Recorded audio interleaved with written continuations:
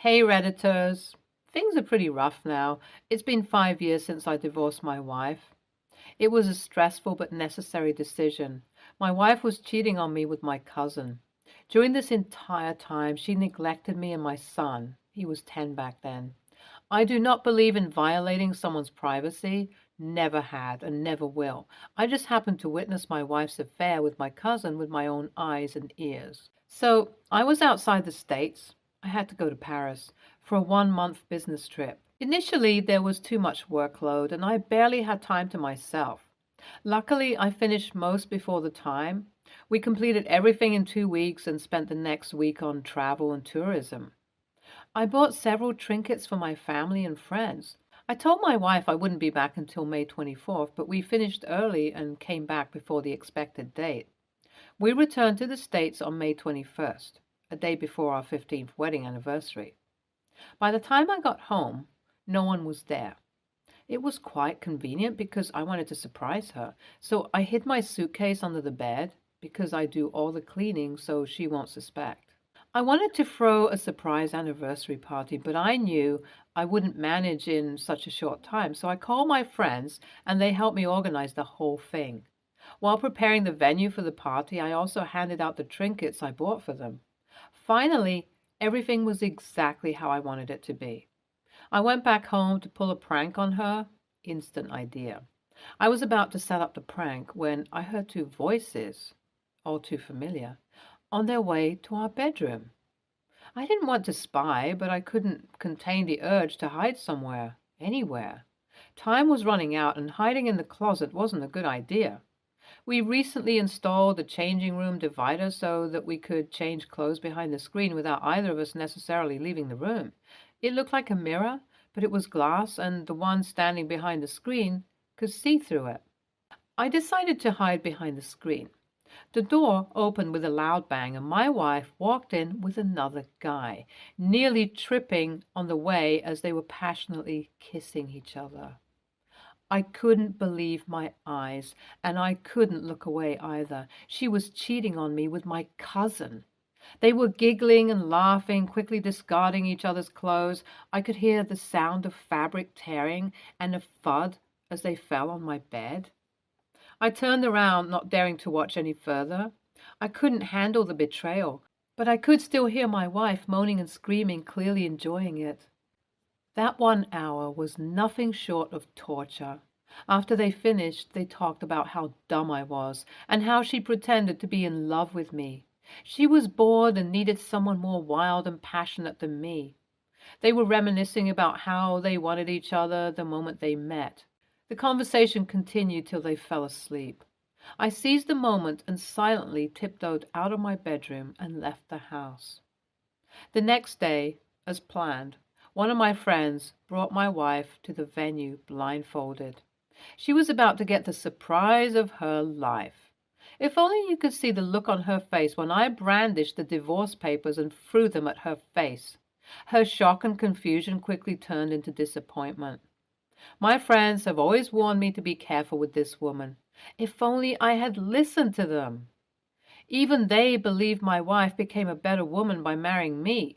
Judging by their facial expressions, they didn't expect this either.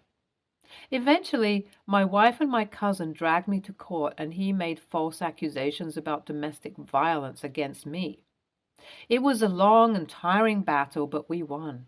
The divorce procedure was messy, but eventually our matrimonial relationship was terminated. Meanwhile, both of us had joint custody over our son, a decision I deeply regretted. I should have taken full custody of my son, but he didn't want to part from his mother. It has been 5 years since the court terminated our marital relationship. My ex recently married my cousin and has been living her second happy ever after.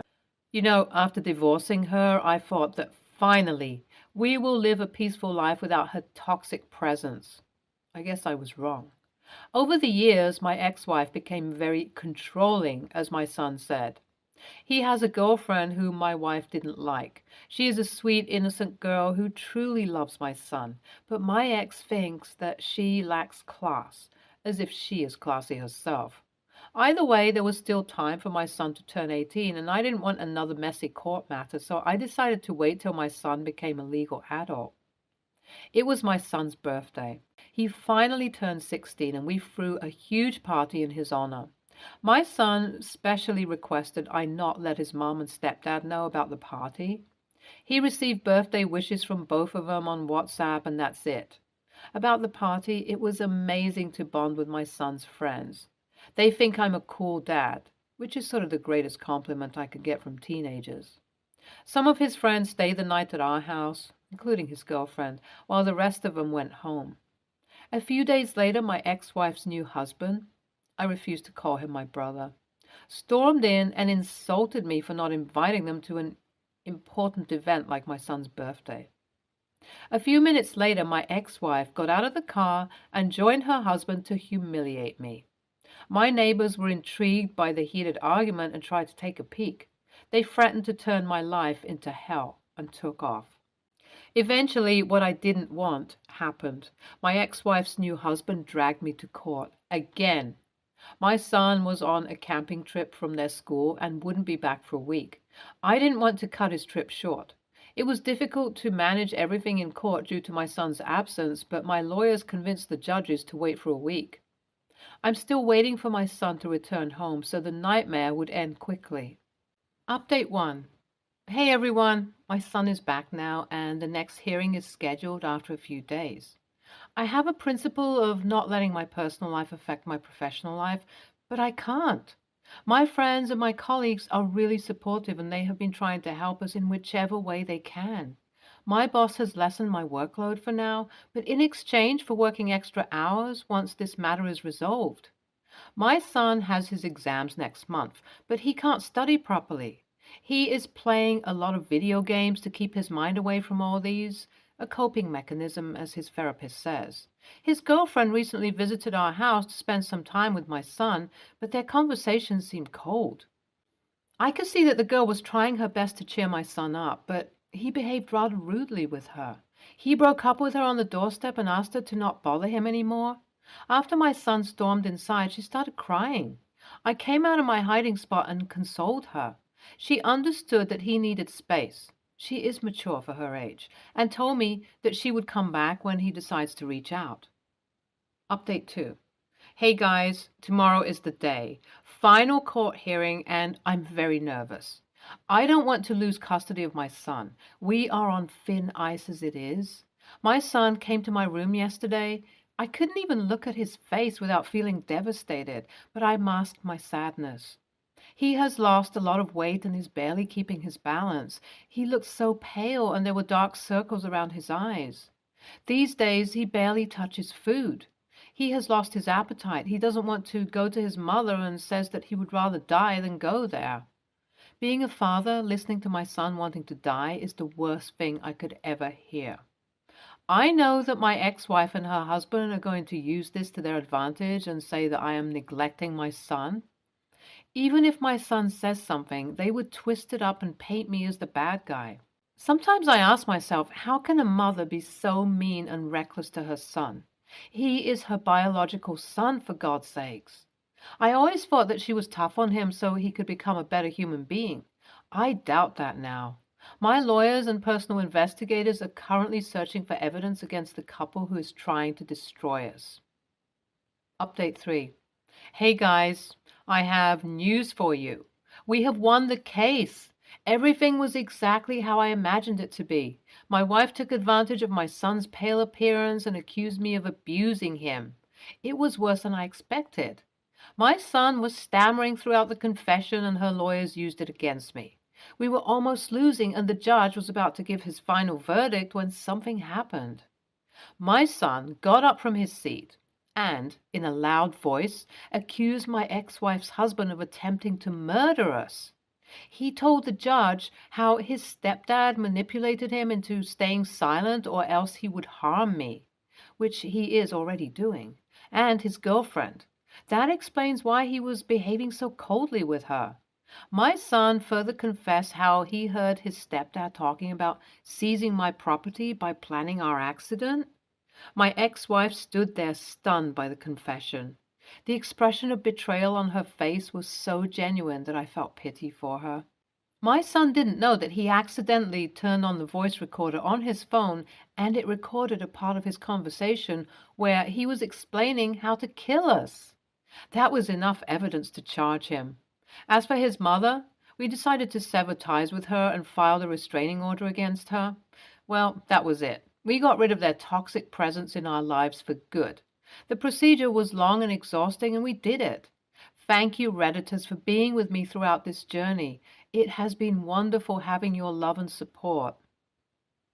NTA, I am shocked to see how one person can stoop so low.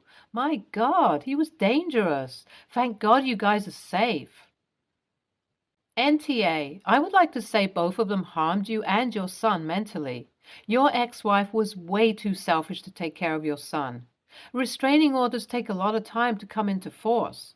I would advise hiring proper security till then. Stay safe. Next story. My brother was married to my best friend, Ellie, for a decade. They had 2 children together, Milo, who's 8, and Piper, who's 7.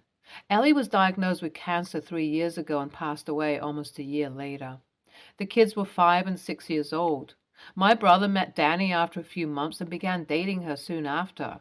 He and Ellie's family had a big falling out because he told them he was hoping Danny would take their mom's place and that they would embrace her as their new mom, and he wanted Ellie's family to take a back seat so that could happen. They asked how he could erase Ellie, and he told them she's dead, and he and the kids aren't, and he didn't want them holding a candle for a dead mother the rest of their lives while they could have a living one. When they told him they loved the kids too much to disappear, he told them he could maybe arrange a phone call every Christmas. They decided to take him to court and were granted grandparents' visitation as the judge saw it in the best interest of the kids, so they would maintain a relationship they already had with their deceased mother's family. My brother and I also had a strained relationship because he also tried to get me to erase Ellie. On to Danny. She and my brother married a few months ago and hates Ellie's family. She has accused them of caring more about themselves and Ellie than the kids because they denied them a more whole family. She visibly shows annoyance when the kids mention Ellie. She blamed me when the kids told her they weren't going to call her mom. She and my brother asked if they would, and the kids weren't interested. She was also unhappy they spent Mother's Day with Ellie's family and not her, and even told the kids. Not too long ago, she confronted me and said my contact with Ellie's family sends the kids the wrong message, and that I clearly have a favorite sister-in-law, which isn't fair. I told her Ellie was my best friend since we were 4. Her family and I are close, and of course we remained close when she married my brother. Danny told me I need to stop seeing them or else. She told me she's tired of being second best and not being chosen by the kids. She said they don't even try to let her in. We argued, and I told her that her being jealous and controlling will always make her second best unless she learns to embrace that she did come after Ellie in our lives. She lost it, and my brother told me my loyalty should be with him and Danny over Ellie's family. He also told me I was insensitive with Danny. AITA? NTA. It's giving I have moved on, and the fact that my kids won't also totally raise dead wife from their lives is pretty freaking inconvenient for me, to be honest. Like, who the actual frick says things like he wants the new girlfriend to replace their mother? He doesn't want the dead wife's family to see the kids, and he doesn't want his kids holding a candle for a dead mother when they could have a living one. Disgusting. NTA, your brother and Danny are the a-holes. It is horrible that the children have lost their mother, but it is even worse that they tried to erase her. That is not healthy for them. It should be considered psychological abuse to make them give up the memory of their mother like that and love a stranger, because that is what Danny is. Plus, she seems like the evil stepmother forcing them to love her. She would do better if she tried to be more like a friend or an aunt. By the way, by Danny's behavior, if she gets to have her own children, it will be the end of your nieces and nephews. Next story. I'm 17, female. My parents are divorced and married to different people. I have an older brother, 20, male, and a twin brother, 17, male. I have other siblings, but these are the only ones I share both parents with. My dad has 4 children with his wife, and my mom has a daughter with her husband. Recently, my twin came out as gay. My older brother is bi, and he's been in a relationship with a man for the past year. Our dad, 48, male, who's claiming that he isn't homophobic, has taken the news of my twin coming out strangely. I've always said I don't want to have kids. Yes, I know I'm 17 and my opinion might change, but right now, the whole idea just seems scary to me. My mother went to hell and back with miscarriages, and I think I'm traumatized, IMAO. Since my twin came out, my dad has really been pressing the idea of children on me. He's been asking me to babysit my siblings so I can see that kids aren't that bad. And he's been giving me long lectures on why having kids is good and important. He's insisting that this isn't because my twin came out, but it's obvious that it is. He also set me up on a date with his friend's son that went awful, and when I got home, I confronted him about his weird behavior. That's where he admitted that he's worried about not having any grandchildren from his first marriage. I told him that was totally weird and absurd, mainly because why does it matter which marriage your grandchildren are coming from? And he has this weird thing about wanting my mother to stay in his life even though he cheated on her. We got into an argument, and I said it was even weirder he was trying to press this on me while I'm a teenager. And his excuse was that people in our family tend to have children at a young age, which is true. I ended up leaving to go stay with my mom, but I called him a weirdo and told him to leave me alone about all of this before I left. Later on, my stepmother called me and demanded that I apologize to him. According to her, I made him feel like a creep for being worried about something that a lot of people are naturally worried about. Now I feel bad and I want to know if I AITA. Thanks. NTA, you're the one who has to be pregnant, give childbirth, and take care of the child for the rest of your life. It's a huge responsibility and life-changing event, and if you don't feel you're up to it, he should respect that. Plus, he has lots of other opinions for grandchildren, LOL. Also, you're only 17, which is too young generally to be thinking about children anyways. NTA, he is being a weirdo. He doesn't get to demand kids from anyone. His wife needs to butt out. Do not apologize because you didn't do anything wrong. The fact that you mentioned still wanting to keep your mother in the picture after cheating on her makes me think he's long wanted to have people tap dance to his demands. You're an individual, and what you want now needs to be respected. Yes, you might change your mind, but that's for you to decide, not to be strong-armed into doing something that has lifelong consequences. Tell your dad to quit with the guilt-tripping and manipulation. If he doesn't, do not visit. Go low contact. Good luck. NTA, forget being weirdly obsessive about having grandchildren from the children of his first marriage. He's not entitled to grandchildren at all. It is entirely the choice of each of his children whether or not they reproduce. He was being weird and pushy, and it's perfectly reasonable of you to have called him out on it and told him that he needs to stop. He can be worried about this all he wants to be as long as he keeps it to himself, which he's not doing here. His behavior is what's inappropriate, and as far as that goes, he owes you an apology. If having a relationship with your dad is important to you, I encourage you to take some time to gather your thoughts and then sit down with him, or write him a letter if you're not comfortable doing that, where you let him know how uncomfortable he's making you, and specifically point out that he's pushing his actual living child who exists right now away with his obsession about the potential for future grandchildren. Stay tuned for more stories from our girl relationships.